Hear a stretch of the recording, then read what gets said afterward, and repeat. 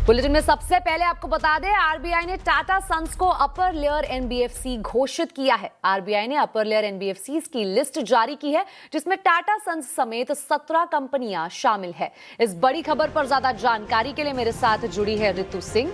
ऋतु, RBI ने Tata sons को अपर layer NBFC घोषित किया है, इसके क्या मायने हैं और क्या असर होगा? सबसे ज़रूरी बात जो व्यूअर्स को ध्यान में रखनी चाहिए वो ये है कि टाटा सन्स के स्टेटस में कोई भी फर्क नहीं आया है। आपको याद होगा पहली बार 2022 में Tata sons upper layer NBFC classify हुआ था। सब्सिक्वेंटली उन्होंने अपना पूरा डेट रीपे करके रीस्ट्रक्चर करके आरबीआई के पास एप्लीकेशन सबमिट की थी 2024 में to deregister as an NBFC, कि उन्हें लिस्ट ना करना पड़े और उन्हें इस अपर लेयर एनबीएफसी में ना रहना पड़े। उस एप्लीकेशन पर डिसीजन अभी भी आरबीआई ने नहीं लिया है। इसलिए ये जो अभी करंट लिस्ट निकाली है उसमें भी टाटा सन्स के नाम के साथ आरबीआई ने ये क्वेश्चन दिया है कि ये बिना प्रेजुडिस के कि उस एप्लीकेशन के साथ क्या होता है, ये लिस्ट में नाम है। तो आप ये मत ना इसे माने कि जस्ट बिकॉज टाटा सन्स का नाम है उस अपर लेयर लिस्ट में कि उनको 3 साल के अंदर लिस्ट करना पड़ेगा, ऐसा कुछ नहीं है। उनकी एप्लीकेशन पर जब तक डिसीजन नहीं आता आरबीआई का, टाटा सन्स का फेट डिसाइड नहीं हो सकता है। वो 3 साल की जो डेडलाइन थी लिस्टिंग की वो सितंबर 2025 में ऑलरेडी पास हो चुकी है। अब आते हैं बाकी नए एंट्रेंस पे। आपको याद होगा जो रिवाइज आरबीआई गाइडलाइंस हैं ऑन अपर लेयर एनबीएफसीज, उसके मुताबिक जो भी एनबीएफसीज जिनका 1 लाख करोड़ से ज्यादा एसेट साइज है वो क्लासिफाई होते हैं एज अपर लेयर एनबीएफसी, और गवर्नमेंट एनबीएफसीज जो पहले नहीं अलाउड थे to be added to this upper layer list, अब वो भी हो चुका है। एंड उसके बाद अब ये 3 नए नाम हमें दिख रहे हैं लिस्ट पे, वो है आरईसी, पावर फाइनेंस कॉर्पोरेशन, हुडको और आईआरएफसी। सो ये नए नाम लिस्ट में ऐड हुए हैं, और कुछ पुराने नाम जो अब क्वालिफाई नहीं करेंगे, पीएनबी और सम्मान, अब उस लिस्ट में नहीं रहेंगे, लेकिन इन्हें तुरंत इस अपर लेयर लिस्ट से नहीं निकाला जाएगा। This will happen over period of time. So कुछ एडिशंस है, कुछ डिलीशंस है, बट टाटा सन्स के लिए स्टेटस क्वो। जी बिल्कुल ऋतु, बहुत बहुत शुक्रिया इस पूरी जानकारी के लिए। बढ़ते हैं अगली खबर की ओर। चाहे कचरा हो या फिर गोबर, अब इससे गैस उत्पादन की रफ्तार में तेजी आएगी, क्योंकि आज कैबिनेट ने करीब 24,000 करोड़ रुपए की गोबर्धन स्कीम को मंजूरी दे दी है। कैबिनेट ने और क्या क्या फैसले लिए हैं, जानने के लिए चलते हैं लक्ष्मण रॉय के पास। लक्ष्मण जी, कैबिनेट ने क्या बड़े फैसले लिए हैं आज, बताइए। देखिए, कैबिनेट की बैठक में करीब 7 से 8 प्रस्ताव आए थे मंजूरी के लिए, लेकिन इसमें से एक प्रस्ताव जिसको मंजूरी मिली है वो काफ़ी महत्वपूर्ण प्रस्ताव है, और वो है आपको गोबर्धन स्कीम। दरअसल गोबर्धन स्कीम में ये एक शॉर्ट फॉर्म है, जिसमें जी का मतलब होता है गैल्वेनाइजिंग, ओ का मतलब है ऑर्गेनिक, बी का मतलब है बायो, एग्रो रिसोर्सेज धन। हालांकि इसको गोबर्धन इसलिए भी कहा जा सकता है क्योंकि इस स्कीम के तहत खास तौर से जानवरों के जो गोबर होते हैं, गाय के जो गोबर होते हैं, जो एग्रीकल्चर वेस्ट होते हैं, ऑर्गेनिक वेस्ट होते हैं, उन सबको मिलाकर के गैस का उत्पादन कैसे किया जाए। अब सुनते होंगे गांव में जाकर के कि गोबर गैस का प्लांट लगा हुआ है, तो वो बहुत दिनों चला आ रहा था, लेकिन वो बहुत वायबल था नहीं। तो अब सरकार इस स्कीम के जरिए खर्च करेगी 23,731 करोड़ रुपए। इसके तहत जो ऐसे सीबीजी प्लांट लगेंगे उसमें निवेश को बढ़ावा दिया जाएगा, इंटरेस्ट सबवेंशन की व्यवस्था होगी, प्लांट लगाने के लिए जो मशीनें खरीदी जाएगी उस पर सरकार इंसेंटिव देगी, उससे जो गैस निकलेगा उसके लिए प्रॉपर पाइपलाइन होगी, पाइपलाइन बिछाने को मंजूरी दी जाएगी, उसको बढ़ावा दिया जाएगा। और इतना ही नहीं, उस गैस की कीमत जो है वो बाजार के गैस की कीमत के बराबर हो, इसकी भी कुछ व्यवस्था यहाँ पे की जाएगी, ताकि गोबर गैस बनाने के लिए ज़्यादा से ज़्यादा प्लांट लगाएं, लोग यहाँ प्रोत्साहित होते हैं। गोबर्धन स्कीम जो है ऑर्गेनिक फर्टिलाइजर के उत्पादन को बढ़ावा देगा। इतना ही नहीं, सीएनजी एलएनजी के इंपोर्ट की निर्भरता जो है वो काफ़ी हद तक कम होगी। तो एक तरीके से कहें एनर्जी सिक्योरिटी की तरफ भी और ग्रीन एनर्जी की तरफ भी एक बड़ा कदम है, जिसका औपचारिक ऐलान कुछ ही देर में होने वाला है। बिल्कुल लक्ष्मण जी, आप बने रहिए हमारे साथ। डिजिटल पेमेंट पर एमडीआर चार्ज से जुड़ा बिल आज लोकसभा से पास हो गया। इसके साथ ही बड़े डिजिटल ट्रांजैक्शन पर चार्ज लगाने का रास्ता साफ हो गया है। दूसरे बिल भी पारित हुए हैं, जिनमें विदेशी पूंजी और मेक इन इंडिया को बढ़ावा देने के लिए बड़े कदम शामिल है। पूरी खबर जानने के लिए एक बार फिर चलते हैं लक्ष्मण रॉय के पास। लक्ष्मण जी, सबसे पहले ये बताइए कि डिजिटल ट्रांजैक्शन क्या अब महंगा होने वाला है?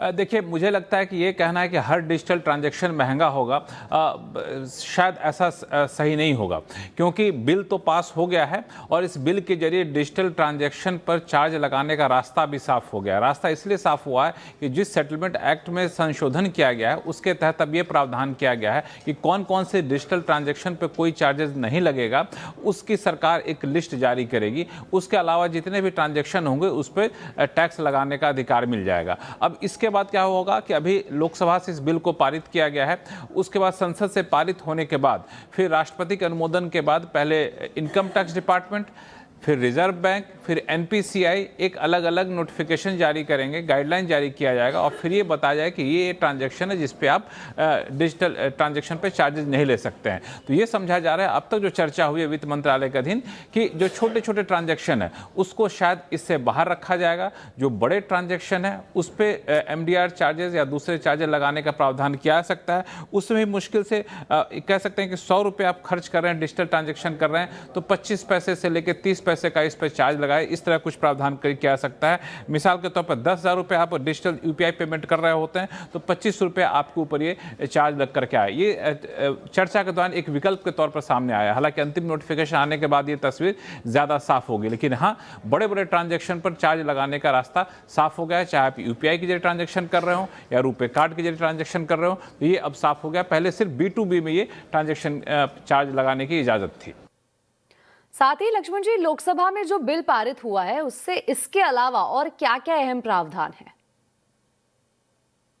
देखिए, दरअसल जो बिल पारित हुआ वो taxation and other laws amendment bill है। उसमें तो एक हिस्सा जो था, जो मैंने अभी डिजिटल ट्रांजैक्शन वाला बताया, बाकी जो 2 हिस्से हैं उसमें कोशिश ये की गई है कि विदेशी पूंजी को भारत में कैसे लाया जाए। जो ग्लोबल फंड मैनेजर होते हैं, भारत में अगर फंड लाते हैं तो भारत में कारोबार नहीं माना जाएगा। इसका मतलब ये हुआ कि उनको इस पर टैक्स में बड़ी रियायत मिलेगी। तो इसके जरिए ये फायदा हुआ कि global fund manager foreign capital यहाँ पे विदेशी पूंजी भारत में ला सकेंगे। इतना ही नहीं, जो अलग अलग इलेक्ट्रॉनिक कंपोनेंट बनाने वाली कंपनियां हैं, विदेशी कंपनियां हैं, भारत में कॉन्ट्रैक्ट दे देती हैं कि आप बनाइए, जैसे कि एप्पल कॉन्ट्रैक्ट देती है यहाँ पे किसी कंपनी को कि आप मेरे लिए प्रोडक्ट बनाइए, तो ऐसे में उनको टैक्स में बड़ी रियायत दी गई है। डेटा सेंटर की मंजूरी की प्रक्रिया भी आसान की गई, वहाँ भी ऑनरशिप की जगह फ्रेंचाइजी डेटा सेंटर की भी इजाज़त दे दी गई है ताकि लीज के आधार पर आप डेटा सेंटर चला सके। तो एक तरीके से विदेशी पूंजी लाने, मेक इन इंडिया को बढ़ावा देने और ईज ऑफ डूइंग बिजनेस करने, इस 3 थीम पर आधारित है ये पूरा बिल जिसको लोकसभा ने आज पारित किया है। बिल्कुल लक्ष्मण जी, बहुत बहुत शुक्रिया इस पूरी जानकारी के लिए। अब आपको बता दें, प्रधानमंत्री मोदी का वीडियो हटाने के मामले में मेटा के अधिकारी आज दूसरे दिन भी सरकार के सामने पेश होंगे। मेटा के अधिकारी एल्गोरिदम बायस और डीप फेक वीडियो को जांचने पर टेक्निकल प्रेजेंटेशन देंगे। पूरी जानकारी दे रहे संवाददाता असीम मनचंदा। सीजेपी के प्रदर्शन के दौरान मेटा ने प्रधानमंत्री मोदी का एक वीडियो फेसबुक से हटा दिया था। उसके बाद से ही सरकार तुरंत एक्शन में आ गई थी। जो आईटी मंत्रालय है उसने मेटा के अधिकारियों को नोटिस भेजा था और उसके साथ साथ संसद की संसदीय कमेटी ने भी एक नोटिस भेजा था और कहा था कि इसके लिए मार्क जकरबर्ग को माफी मांगनी होगी। उसके बाद मेटा ने सरकार से माफी मांग ली थी। इसके साथ साथ जो मेटा के अधिकारी हैं वो पिछले 2 दिन से भारत के अंदर ही हैं। कल उन्होंने आईटी मंत्री और आईटी सचिव दोनों के साथ मुलाकात की थी। आज एक बार फिर उनको आईटी मंत्री के सामने पेश होना है। उसके बाद वहां पर एक टेक्निकल प्रेजेंटेशन दिया जाएगा। उनको बताया जाएगा किस तरह से एल्गोरिदम बायस काम कर रहा है, किस तरह से उनकी डीप फेक की वीडियो हटाने की टेक्नोलॉजी काम कर रही है। वो सब प्रेजेंटेशन वो देंगे कि किस तरह से उसका लोग मेंटेन करते हैं, कौन कौन अधिकारी इसके अंदर शामिल होते हैं। ये टेक्निकल प्रेजेंटेशन दिया जाएगा। भारत सरकार का साफ कहना है कि मेटा को भारत के कानून का पालन करना पड़ेगा। ऐसा नहीं है कि वो यूएस के कानून के हिसाब से चले, उनको भारत के कानून का, संविधान का पालन करना पड़ेगा। तो अब सरकार दूसरी बार उनसे प्रेजेंटेशन ले रही है। उसके बाद सरकार कोई एक्शन आगे भी ले सकती है। बढ़ते हैं अगली खबर की ओर। E20 पेट्रोल को लेकर बहस के बीच पेट्रोल एडिटिव्स और इंजन क्लीनर की बिक्री कई गुना बढ़ गई है। लेकिन क्या वाकई ये एडिटिव्स आपकी गाड़ी के इंजन को ज्यादा सुरक्षित बनाते हैं? देखिए ये रिपोर्ट। हमने अलग अलग पेट्रोल पंप्स का जो है मुआयना किया तो पाया कि अलग अलग कंपनियां, चाहे वो इंडियन ऑयल हो, HPCL हो, सब में जो है जो पेट्रोल एडिटिव्स है उनकी जो बिक्री है वो काफ़ी ज़्यादा इस वक्त बढ़ गई है। अलग अलग ब्रांड से ये आ रहे हैं। जैसे इसकी अगर हम बात करें तो ये एड ऑन है। इसका जो दावा है यहाँ पर किया गया है कि ये फ्यूल बचाता है, पॉल्यूशन कम करता है, माइलेज बढ़ाता है, स्मूथ ड्राइविंग एक्सपीरियंस देता है। और 1 लीटर के लिए 1 ml काफ़ी है। जैसे ये जो बोतल है ये 210 रुपए की है, तो लोग काफ़ी ज़्यादा खरीद रहे हैं, इसकी बिक्री काफ़ी ज़्यादा इस वक्त बढ़ी हुई लग रही है। जब से E20 को लेकर विवाद बढ़ा है, इन एडिटिव्स की बिक्री 3-4 गुना तक बढ़ गई है। हालांकि अधिकतर लोगों को अभी ये नहीं पता है कि ये एडिटिव्स उनकी गाड़ी के इंजन में असल में कैसे फायदा पहुंचाते हैं। ये पेट्रोल का एडिटिव है, पेट्रोल में पर लीटर पर ml के हिसाब से डलता है ये। इससे माइलेज में सुधार आता है थोड़ा, और इसके जो नोजल प्लंजर होते हैं इसमें कार्बन नहीं जमने देता है, वो क्लीन रखता है, इससे माइलेज बढ़िया आने लगती है। तो अभी क्या लोग ज़्यादा खरीद रहे हैं जब से लोगों के मन में? हाँ, जब से ये एथनॉल का वो आया, जब से इसकी सेल थोड़ी ज़्यादा हो गई है। लगभग पहले कितना खरीदते थे, कितना खरीदते हैं लोग? पहले जैसे कि 10% खरीदते थे, अब सारा 50% करीब खरीदने लगे हैं। बोल रहे हैं इससे कि जो इंजन के अंदर कार्बन डिपॉजिट है इथेनॉल का वो कम होगा, बाकी तो पता नहीं मुझे, डाल रहा हूँ क्योंकि सब डाल रहे हैं। आमतौर पर 1 लीटर पेट्रोल के लिए 1 ml एडिटिव काफ़ी होता है। ये इंजन को साफ रखते हैं और इंजेक्टर की सफाई करते हैं।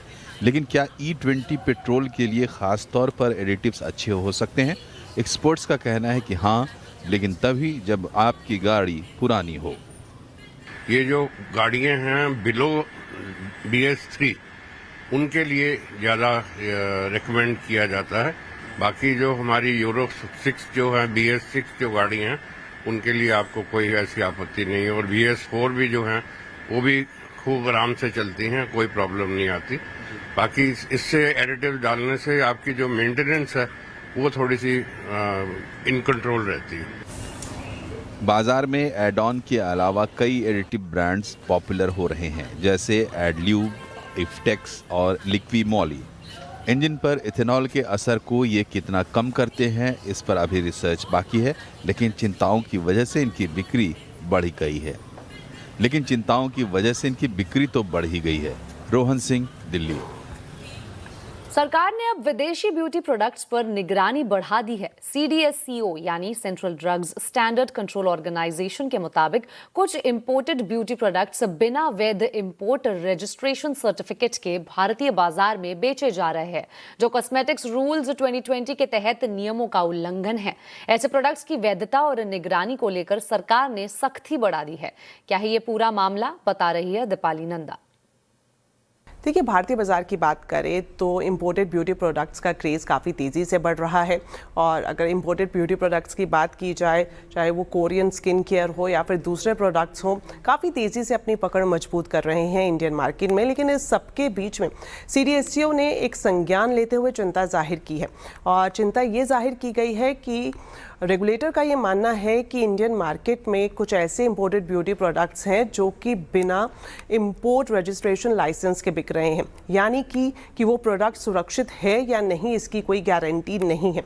इसी चिंता को देखते हुए CDSCO की तरफ से स्टेट्स और जो पोर्ट ऑफिशियल्स हैं उनको खास निर्देश दिए गए हैं कि कॉस्मेटिक रूल्स 2020 के तहत, क्योंकि रजिस्ट्रेशन मैंडेटरी होता है, ऐसे में कोई भी इंपोर्टेड ब्यूटी प्रोडक्ट्स जो कि उनके कंसाइनमेंट बिना रजिस्ट्रेशन, इंपोर्ट रजिस्ट्रेशन से लैंड हो रहे हैं, तो उनको अंडर स्कैनर रखा जाए, उनकी स्क्रूटनी की जाए। क्योंकि ये इसलिए ज़रूरी है कि अगर बिना रजिस्ट्रेशन से कोई भी प्रोडक्ट यहाँ पर लैंड हो रहा है तो इंपोर्टर की कोई जवाबदेही तय नहीं की जा सकती है। ज़रूरत पड़ने पर ट्रैकिंग या फिर रिकॉल करना मुश्किल हो जाता है। ऐसे में ज़रूरी है कि सिर्फ रजिस्ट्रेशन वाले प्रोडक्ट ही भारतीय बाजार में मौजूद रहें। इस लिहाज से ये कदम उठाया गया है। तो जाहिर तौर पर अगर आप भी इंपोर्टेड ब्यूटी प्रोडक्ट्स खरीदते हैं तो इंपोर्टर, बैच नंबर या फिर एक्सपायरी ज़रूर देख लें, और साथ ही साथ ऑथराइज्ड स्टोर्स या फिर भरोसेमंद ऑनलाइन प्लेटफॉर्म से ही इनकी खरीदारी करें।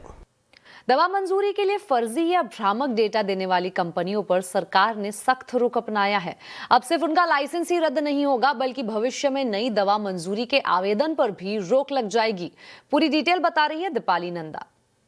देखिए, केंद्र सरकार की तरफ से ड्रग्स एंड कॉस्मेटिक रूल में अमेंडमेंट किया गया है ताकि कोई भी दवा कंपनी किसी दवा की मैन्युफैक्चरिंग, उसके इंपोर्ट या फिर नई दवाओं की मंजूरी के लिए जब आवेदन करती है तो कोई फर्जी डॉक्यूमेंट्स या फिर डेटा जमा ना करा सके। समस्या क्या थी, तो मैं आपको बता दूं कि जब भी दवा की मंजूरी लेनी होती है उससे पहले कंपनियों की तरफ से उस दवा को लेकर सेफ्टी, क्वालिटी और एफिकेसी का पूरा डेटा जमा कराया जाता है और CDSCO और स्वास्थ्य मंत्रालय के संज्ञान में कुछ इस तरह के मामले सामने आए जिसमें कंपनियों की तरफ से जो डेटा सबमिट कराया गया उसमें बड़ी छेड़छाड़ साबित हुई है। तो इसी को ध्यान में रखते हुए अब नियमों में संशोधन किया गया है जिसके तहत सख्त कार्रवाई को इसमें शामिल किया गया है। अगर कोई भी कंपनी दवा मंजूरी के लिए सरकार के सामने गलत जानकारी देती है तो उसका लाइसेंस उसी वक्त कैंसिल कर दिया जाएगा और साथ ही साथ भविष्य के लिए भी पूरी तरह से बैन लगा दिया जाएगा। और यहाँ पर मैं आपको बता दूं कि कानूनी तौर पर हालांकि कंपनी को ये अधिकार मिलेगा कि वो अपील कर सकती है, वो अपना पक्ष रख सकती है, लेकिन सरकार ने साफ कर दिया है कि किसी भी तरह से जो कंज्यूमर्स हैं, जो उपभोक्ता हैं या फिर जो मरीज हैं, उनकी सुरक्षा से कोई कॉम्प्रोमाइज नहीं होगा। इसी वजह से जो दवा मंजूरी की प्रक्रिया है वो पहले से ज़्यादा सख्त और सुरक्षित होगी। जेनजी एक प्रेशर ग्रुप के तौर पर देश में उभरा है और आरएसएस भी जेनजी तक अपनी पहुंच बढ़ाने की मुहिम में लग गया है। तो आवाज अड्डा में हम आज इसी पर चर्चा कर रहे हैं, जेनजी कनेक्शन, सियासी एक्शन। जरूर जुड़िए शाम 7:57 पर एक खास पैनल के साथ। इसी के साथ आवाज समाचार में अभी के लिए इतना ही। आप देखते रहे CNBC आवाज और अपडेटेड रहे खबरों पर हमारे सोशल मीडिया हैंडल्स के जरिए। नमस्कार।